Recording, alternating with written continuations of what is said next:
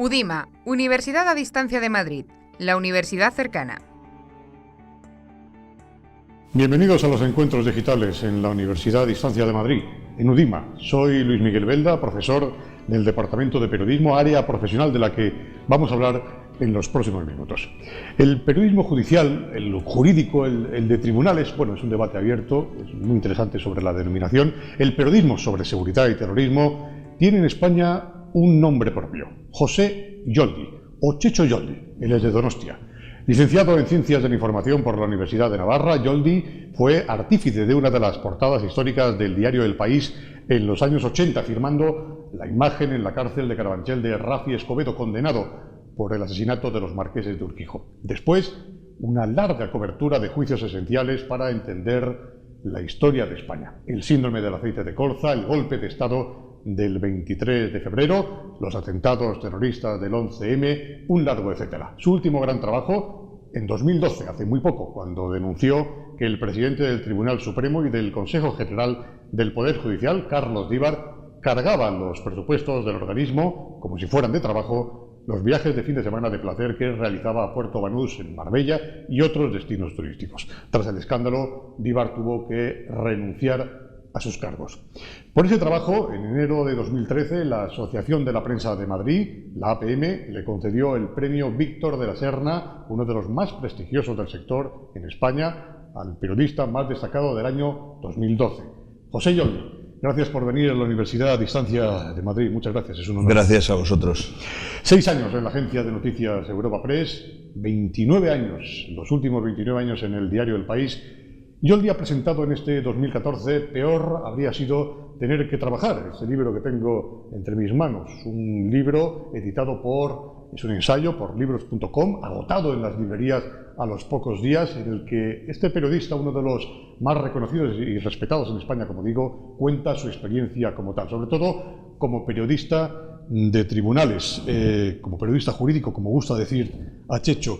Yo, como profesor de periodismo judicial, de periodismo jurídico, si quieres, en el futuro, en UDIMA, no me resisto a preguntarte en primer lugar, ¿pero qué recomiendas al futuro periodista que quiera dedicarse a la cobertura de lo jurídico, de tribunales, al periodismo judicial? ¿Tiene que cumplir un perfil determinado, ser más callado, más hablador? ¿Cómo debe ser?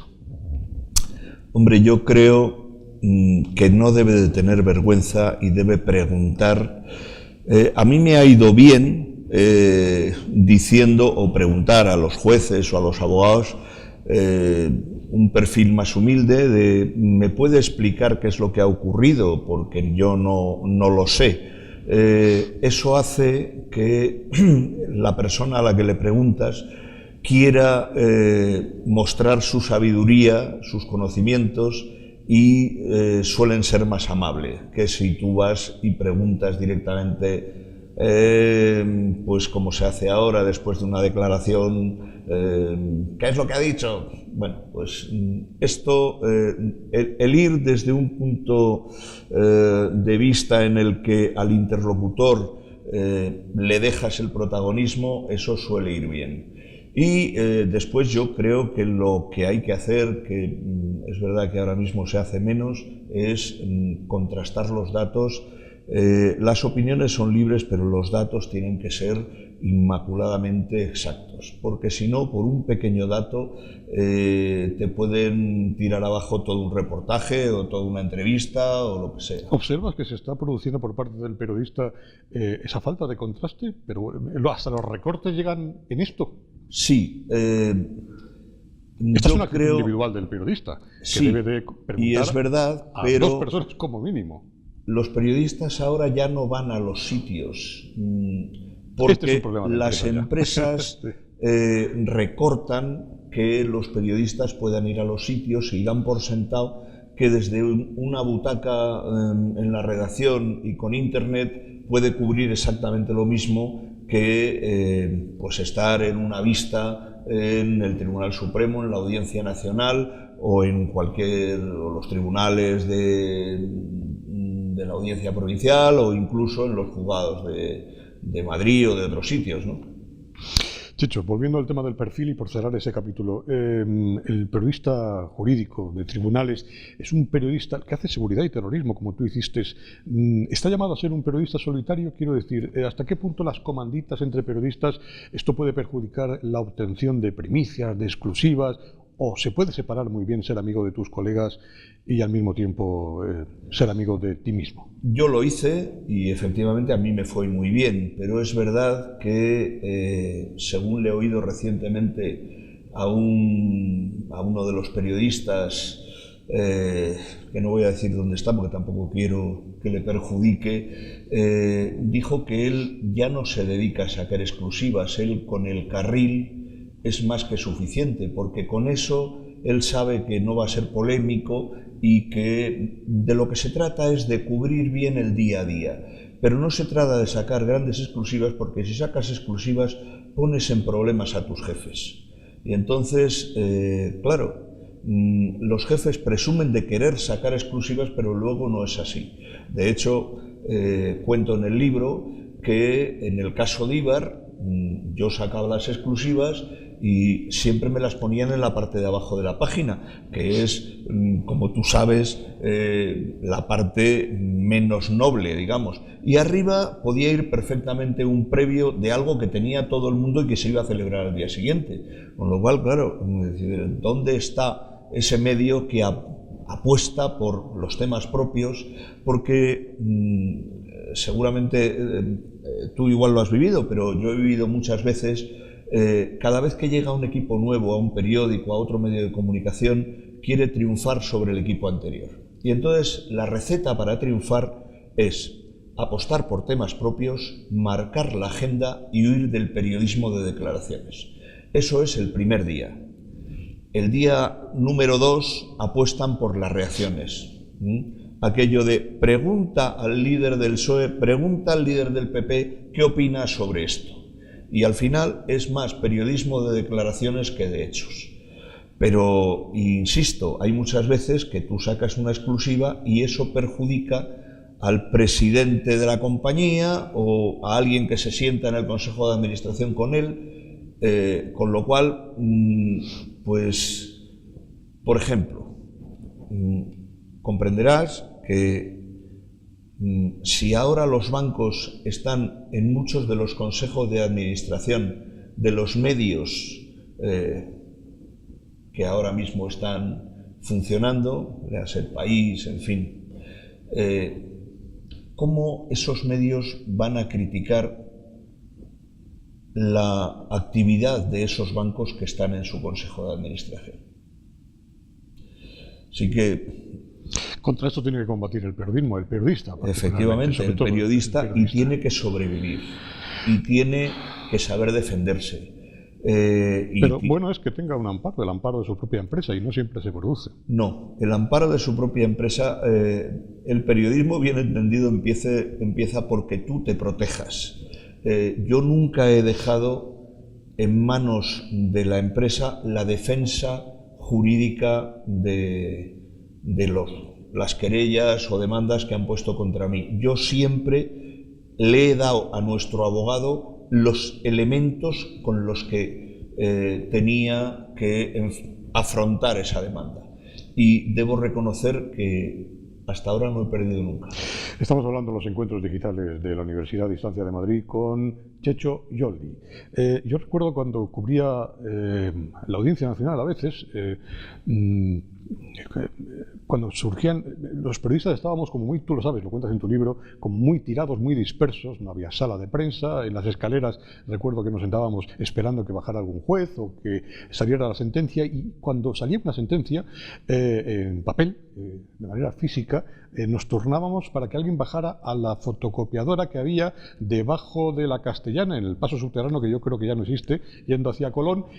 Hoy, efectivamente, desde Singapur yo puedo obtener a través de los gabinetes de prensa que ahora están ya hasta en los juzgados de paz, puedo obtener una sentencia y tranquilamente escribir la noticia, la crónica, la reseña desde la comodidad de mi hogar. ¿Esto es bueno? ¿Esto es malo? Es bueno y es malo.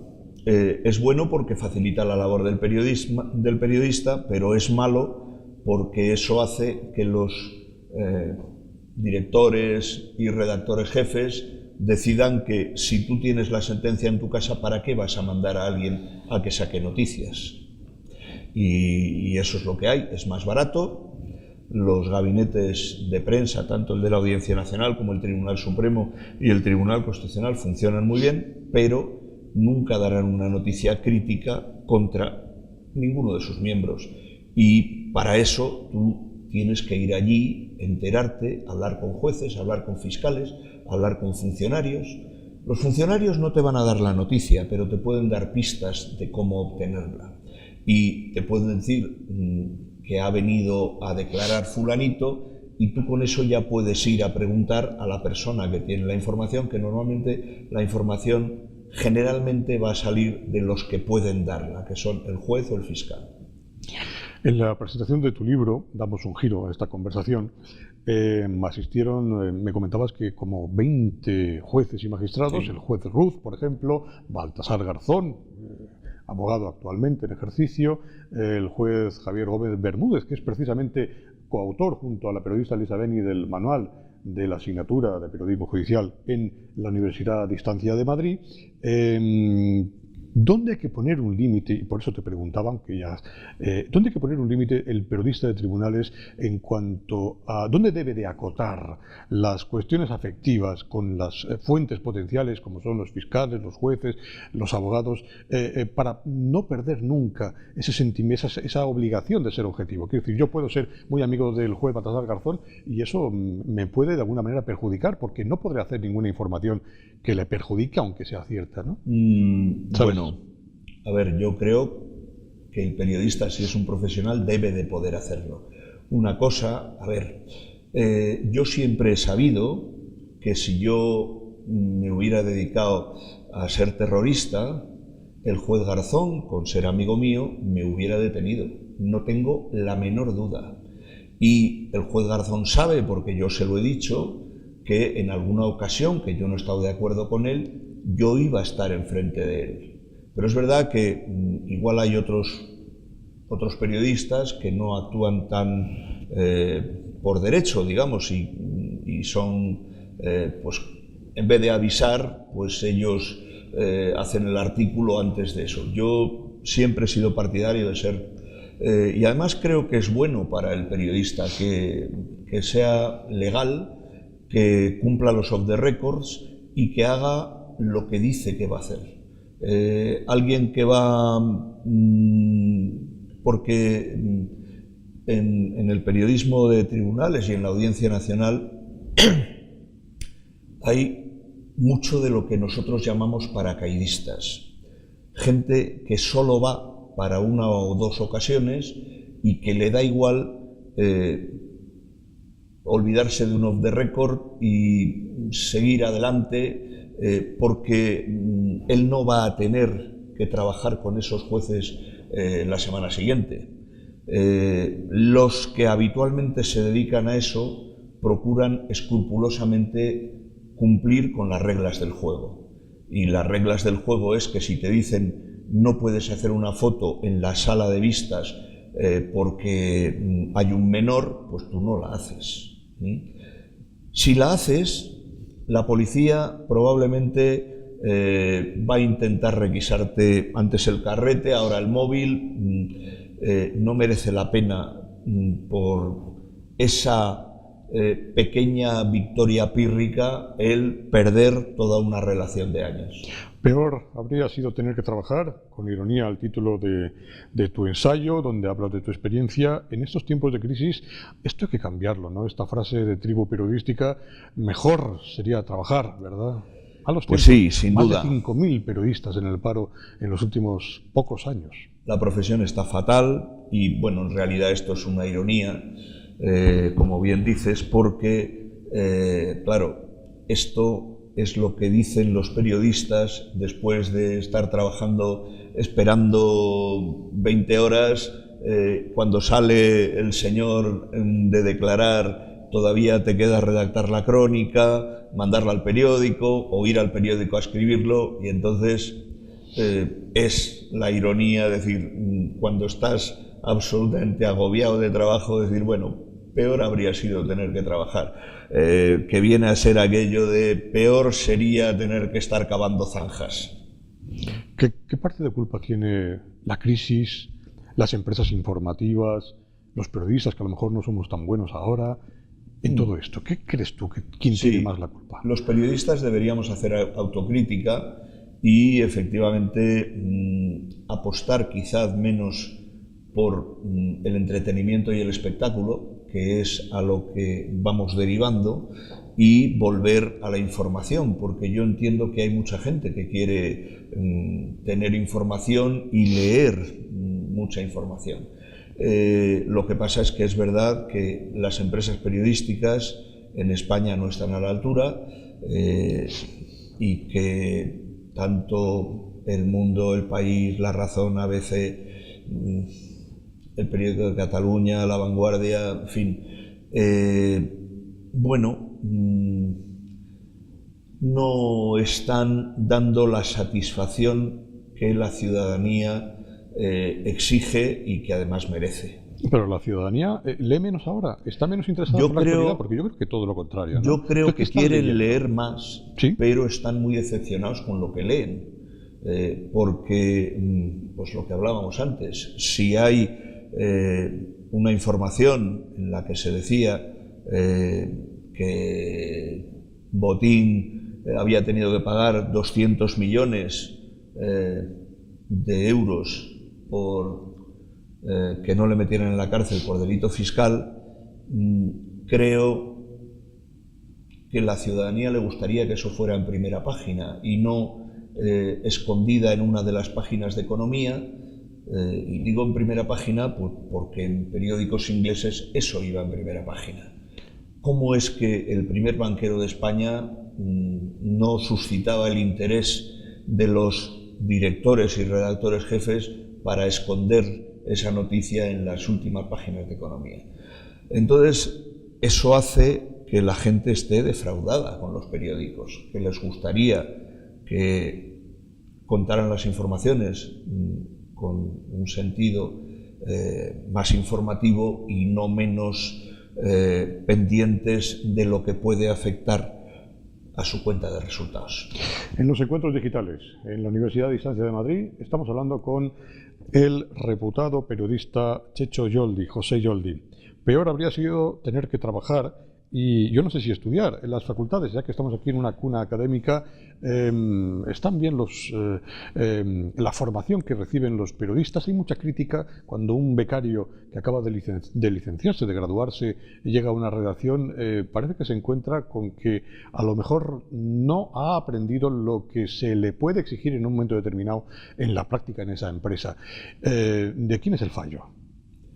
De la falta de interés a veces también del propio periodista, obligado a tener que saber y leer y escribir bien, y a veces por falta de voluntad, la falta de ortografía le acompaña de una manera que no debiera ser para alguien que se ha graduado nada menos que en periodismo. Todo eso que dices es verdad, y sin embargo todavía encuentro otro problema adicional, que es cuántos periodistas que salen de la Facultad de Periodismo encuentran trabajo en un medio de comunicación, porque resulta que esos medios de comunicación tienen sus propios máster en periodismo, comunicación audiovisual y no sé qué, y cómo tienen que dar salida, porque estos másters son de pago y bastante caros, tienen que colocar a los alumnos de esos másters. Y por tanto, no solo hay que hacer la carrera, sino además después tienes que apuntarte, si quieres trabajar, en un máster de estos.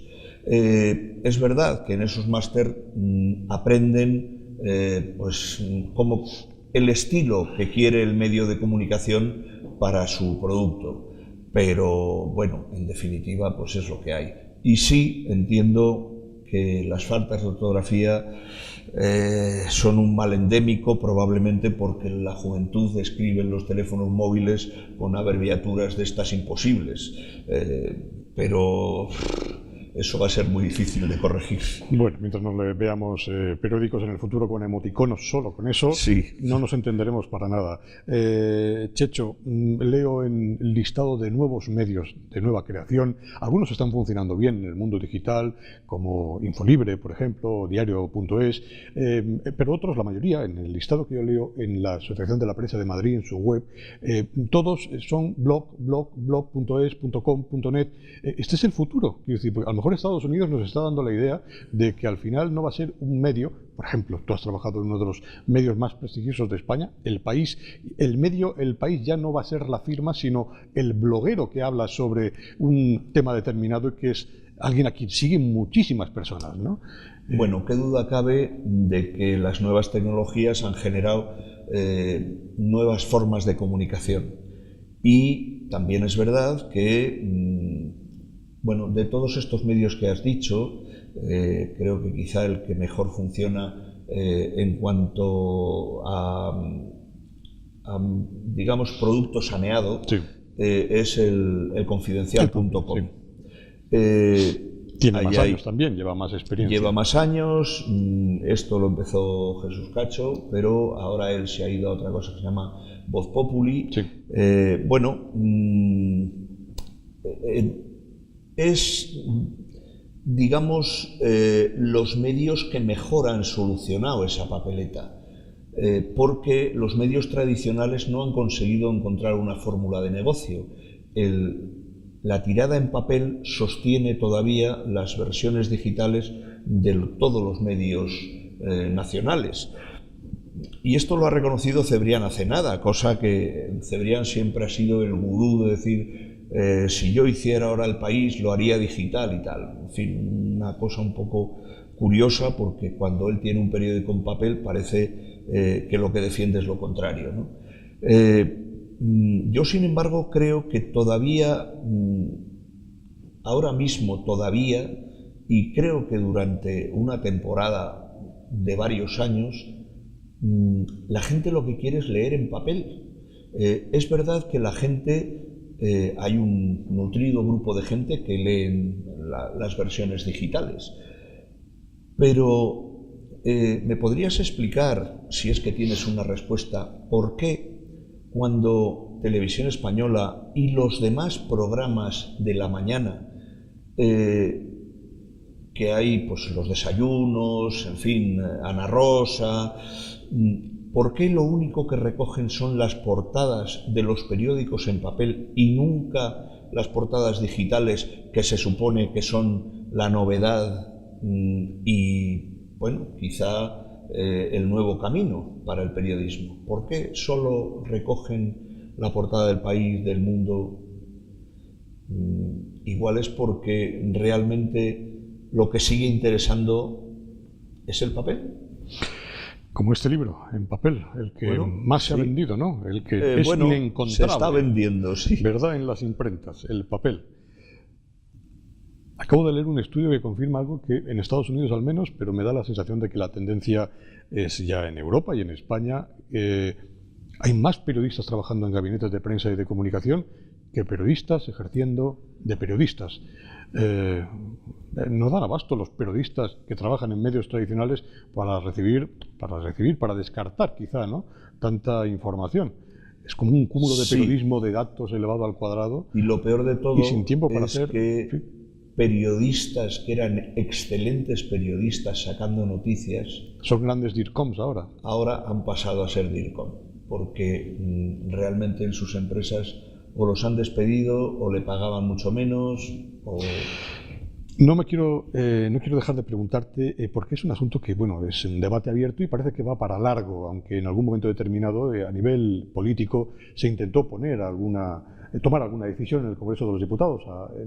En algún cajón de algún despacho de algún diputado, de algún grupo parlamentario, permanece todavía sin ser debatido, escondido, que es el que sea obligatorio para poder ejercer de periodista en España la colegialización, el debate sobre la obligatoriedad de tener la carrera para poder ejercer como un médico, como un abogado. Yo quiero preguntarte, al hilo de esto, lo siguiente: para ejercer como periodista jurídico, tribunales, periodista de lo judicial, ¿tú crees que es recomendable, porque a las empresas les da igual que seas periodista o que seas economista o que seas abogado, pero sería recomendable que además tuviera, bueno, quizá la doble titulación, nociones muy importantes de derecho hasta el punto de tener mejor la carrera de derecho que no la de periodismo para este oficio en particular del que hablamos? Yo creo que sí, pero las empresas van a decir que no, porque de hecho, claro, cuando uno llega de nuevo a este mundo, bueno,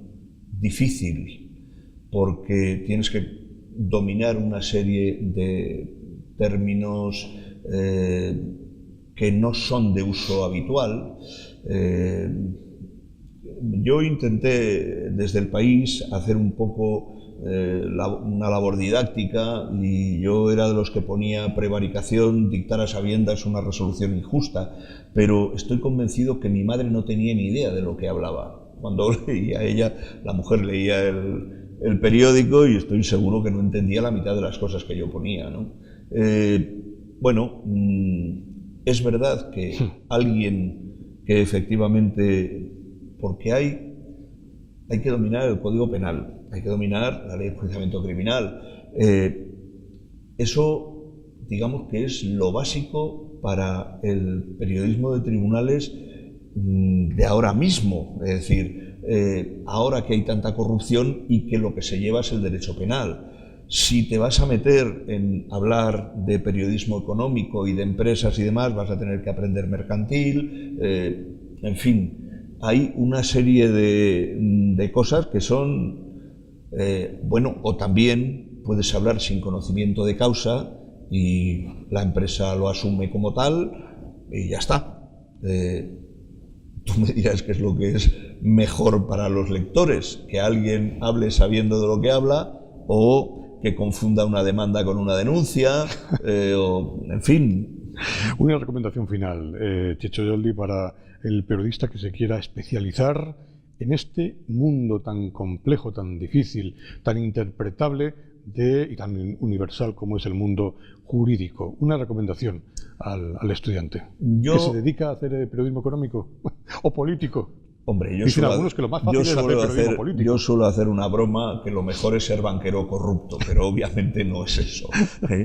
Yo lo que sí le recomendaría, y se lo he recomendado también a mis hijos y demás, que se dediquen a lo que quieran, pero que pongan toda su alma en ello, que le dediquen todo el tiempo del mundo, que trabajen una barbaridad.